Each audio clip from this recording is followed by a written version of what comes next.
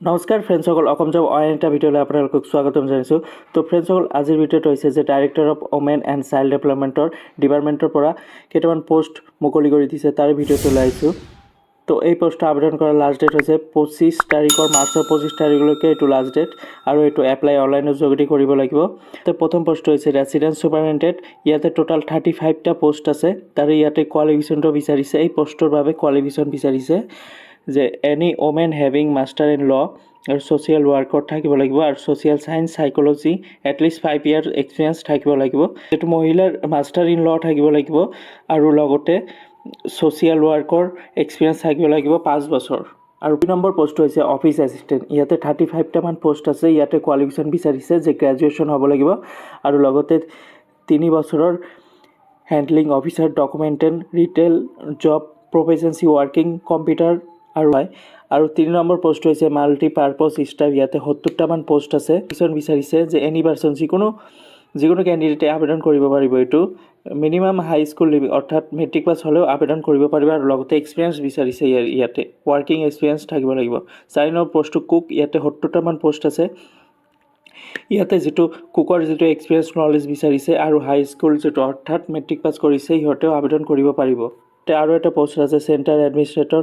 ইয়াতে 27টামান পোষ্ট আছে, আৰু ইয়াতে কোৱালিফিকেশ্যন বিচাৰিছে, লগতে এক্সপিৰিয়েঞ্চ বিচাৰিছে যে মাষ্টাৰ ইন ল থাকিব লাগিব, লগতে ছ'চিয়েল ছায়েন্সৰ 5 বছৰ ৱৰ্কিং এক্সপিৰিয়েঞ্চ লাগিব।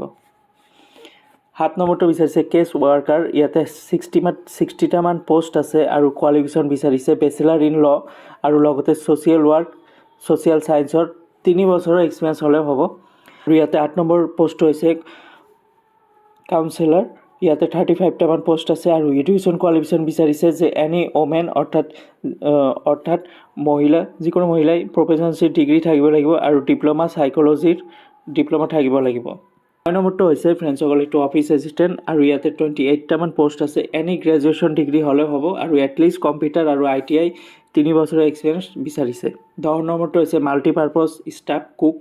ইয়াতে 94টা পোষ্ট আছে, আৰু কোৱালিফিকেশ্যন বিচাৰিছে যে হাই স্কুল পাছ হ'লেও আবেদন কৰিব পাৰিব, আৰু লগতে ওমেন নলেজ এক্সপিৰিয়েঞ্চ থাকিব লাগিব, যিটো কুকৰ এক্সপিৰিয়েঞ্চ যদি থাকে সিহঁতে আবেদন কৰিব পাৰিব। 11 নম্বৰ এইটো হৈছে লাষ্ট, এইটো হৈছে ছিকিউৰিটি গাৰ্ড, লগতে নাইট গাৰ্ড।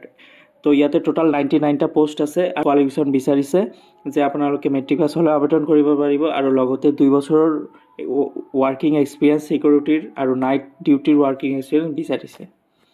ফ্ৰেণ্ডসকল, এই পোষ্টটো আবেদন কৰাৰ বাবে আপোনালোকৰ বয়স বিচাৰিছে 21 পৰা 38 বছৰ বয়স হ'ব লাগিব, আৰু ইয়াতে এজ ৰিলেক্সন পাই যাব যিসকলৰ SC কাষ্ট আছে 5 ইয়াৰ্ছ, আৰু STP আৰু ST হিলছৰ কাৰণে 5 ইয়াৰ্ছ এজ ৰিলেক্সন পাই যাব।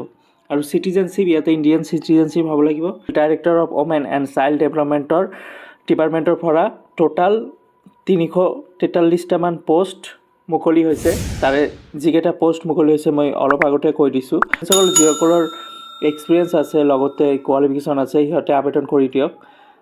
তো ফ্ৰেণ্ডসকল, আজিৰ ভিডিঅ'টো এইখিনিয়ে। নেক্সট আকৌ ভিডিঅ' লৈ আহিম। তেতিয়ালৈকে সুস্থ থাকক, ভালে থাকক। জয় হিন্দ, জয় অসম।